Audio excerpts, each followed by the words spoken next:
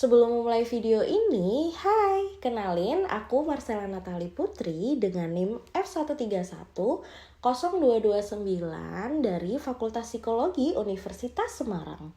Tujuanku membuat video ini adalah untuk memenuhi tugas ujian akhir semester mata kuliah Psikologi Urban yang diampu oleh Ibu Kimi Katkar, SPSI MSI.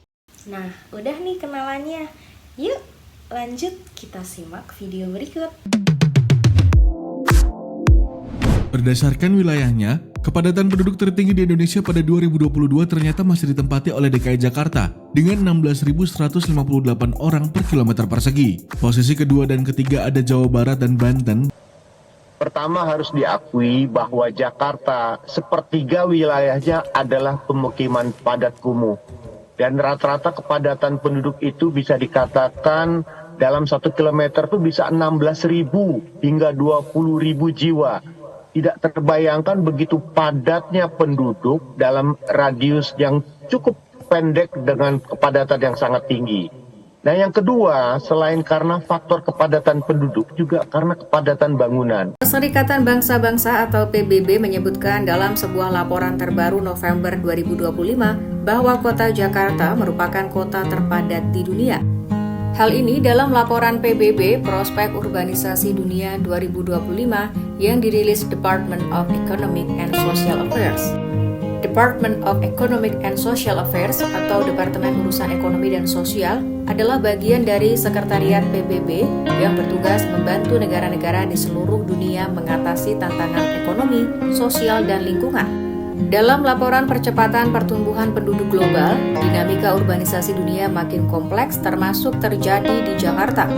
Departemen Urusan Ekonomi dan Sosial menyebut Jakarta menyalip Dhaka sebagai kota dengan populasi terbesar yakni mencapai 41,9 juta penduduk.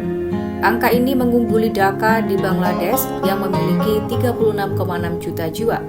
Tak hanya itu, Jakarta juga menyalip Tokyo di Jepang dengan 33,4 juta penduduk. Sementara itu posisi keempat dan kelima dihuni New Delhi, India dengan 30,2 juta penduduk dan Shanghai, Tiongkok dengan 29,6 juta.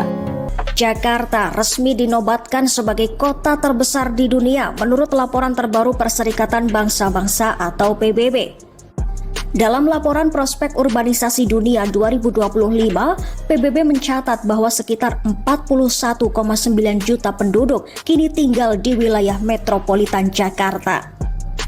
Predikat ini membuat Jakarta naik ke posisi pertama dan menggeser Tokyo yang selama lebih dari 2 dekade memegang gelar kota terbesar sejak tahun 2000. Wah, menarik banget ya. Dari berita-berita tadi, ternyata Jakarta merupakan wilayah dengan kepadatan penduduk yang tergolong fantastis dibandingkan dengan wilayah-wilayah lain yang ada di Indonesia. Contohnya Sumatera, Kalimantan, Sulawesi, Jawa Tengah, Jawa Barat, dan lain-lain. Dari fenomena ini, lantas apa saja sih dampak kepadatan yang berpengaruh terhadap kesejahteraan psikologis masyarakat yang ada di sana? Juga apa dampaknya terhadap masyarakat urban? Yuk kita kupas tuntas satu persatu. Nah, berkaitan dengan itu, yuk kita pahami apa itu makna dari kepadatan penduduk. Kepadatan penduduk adalah perbandingan antara banyaknya penduduk dengan luas lahan yang ada. Tingkat kepadatan ini diukur dari perbandingan antara banyaknya jumlah penduduk yang ada dengan satuan jumlah wilayah tertentu. Misalnya, dalam 1 kilometer terdapat 500.000 orang. Tahukah kamu menurut laporan Urbanisasi Dunia 2025 yang dirilis oleh Perserikatan Bangsa-Bangsa atau disebut PBB melalui UN Desa menyatakan bahwa banyaknya penduduk di Jakarta diperkirakan mencapai 42 juta jiwa pada tahun 2025. Angka ini tergolong fantastis, bahkan sempat membuat sejumlah media menyebut Jakarta telah melampaui Tokyo sebagai kota terpadat di dunia. Jakarta adalah pusat aktivitas dan kawasan megapolitan yang menampung puluhan juta orang. Setiap hari, jutaan komuter datang dari berbagai wilayah untuk bekerja, sekolah, berbisnis, hingga mengakses layanan publik. Berkaitan dengan hal itu, banyaknya masyarakat yang berada di wilayah Jakarta menimbulkan beberapa dampak. Yang pertama, munculnya kawasan-kawasan kumuh yang tidak layak huni. Yang kedua, tingginya kompetisi di dunia pekerjaan. Yang ketiga, turunnya kualitas lingkungan. Yang keempat, kepadatan berdampak pada kualitas udara. Nah, dari dampak-dampak tersebut yang nantinya akan secara tidak langsung mempengaruhi tingkat kesejahteraan psikologis masyarakat yang ada di dalamnya. Namun sebelumnya, yuk kita terlebih dahulu memahami definisi dari kesejahteraan psikologis menurut teori Carol Reeve. Menurut Reeve, kesejahteraan psikologis atau yang dikenal dengan psychological well-being merujuk pada serangkaian kemampuan individu dalam membangun sikap positif terhadap diri sendiri dan orang lain, mengelola serta mengarahkan perilakunya sendiri, menciptakan lingkungan yang sesuai dengan kebutuhannya, memiliki tujuan hidup yang bermakna, serta mampu mengembangkan dirinya. Psychological well-being atau kesejahteraan psikologis memiliki 6 dimensi, yaitu otonomi, penguasaan lingkungan, pertumbuhan pribadi, penerimaan diri, dan hubungan positif dengan orang lain. Dan yang terakhir, tujuan hidup. Individu dengan tingkat kesejahteraan yang tinggi cenderung mencapai kesejahteraan psikologis yang lebih baik, sehingga lebih bahagia, ramah, stabil secara emosional, mudah bergaul, dan memiliki kemampuan beradaptasi dengan lingkungan sekitar. Sebaliknya, jika kesejahteraan psikologis individu buruk, maka pengembangan potensi dalam dirinya tidak akan maksimal. Kesejahteraan psikologis juga berperan dalam meningkatkan kreativitas serta pemahaman individu terhadap tindakan yang mereka lakukan. Psychological well-being yang positif dapat ditandai dengan adanya perasaan senang dan puas, perasaan dihargai, individu memiliki hubungan interpersonal yang baik, dan juga memiliki makna atas apa yang dilakukannya. Nah, itu tadi adalah pengetahuan tentang kesejahteraan psikologis menurut pandangan Carol Reeve. Sekarang yuk kita cari tahu bagaimana dampak-dampak dari kepadatan penduduk tadi bisa berpengaruh terhadap kesejahteraan psikologis masyarakat yang ada di dalamnya.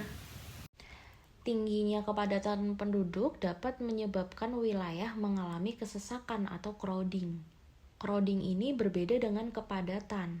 Jika kepadatan adalah kondisi fisik yang dapat dihitung secara objektif, sedangkan crowding merupakan persepsi subjektif individu terhadap lingkungan yang terlalu padat. Namun tidak semua orang yang tinggal di daerah padat merasa sesak. Tetapi ketika kepadatan mulai mengganggu kenyamanan mereka, mengganggu privasi dan aktivitas sehari-hari, maka individu akan merasa kesesakan. Dari kesesakan ini akan menurunkan kemampuan pengendalian lingkungan seseorang. Contohnya pada kondisi di Jakarta, masyarakat sering mengalami kemacetan yang berkepanjangan, pemukiman yang sangat padat, dan juga polusi udara. Keadaan tersebut membuat individu merasa sulit mengontrol lingkungannya. Mereka tidak mampu menciptakan lingkungan yang nyaman sehingga muncul rasa tidak berdaya. Akibatnya, kesejahteraan psikologis menjadi menurun. Nah, itu tadi adalah dampak-dampak dari kepadatan penduduk yang secara tidak langsung berpengaruh terhadap kesejahteraan psikologis masyarakat yang ada di sana. Nah, sekarang yuk kita juga cari tahu apakah dampak kepadatan penduduk yang ada di Jakarta ini terhadap masyarakat urban.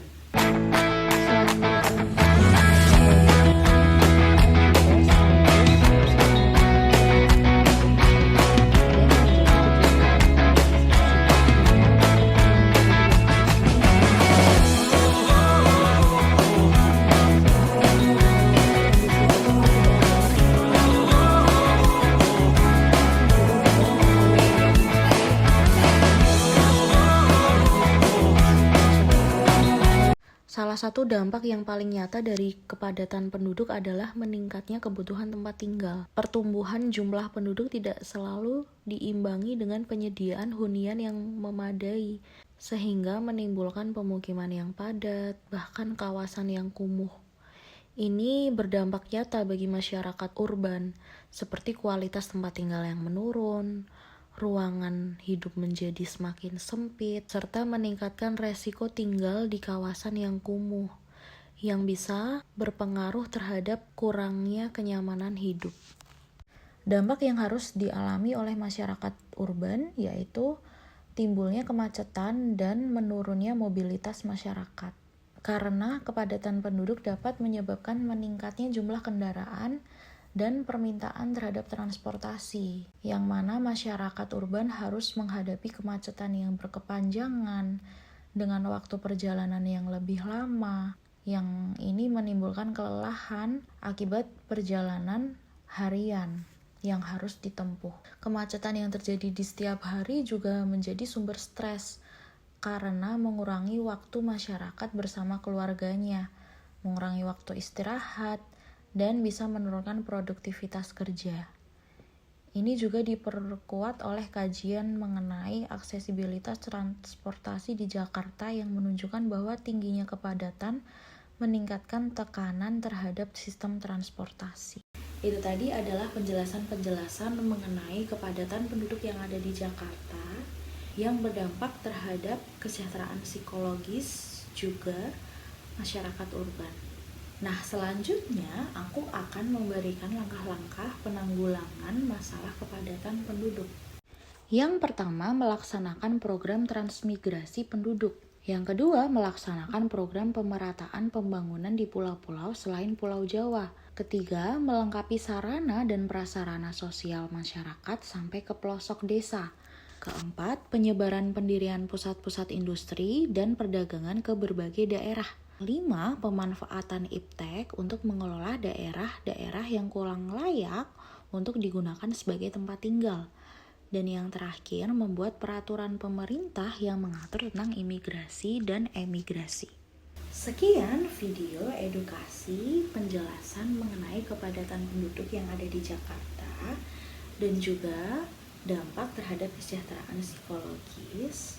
Semoga bermanfaat and see you!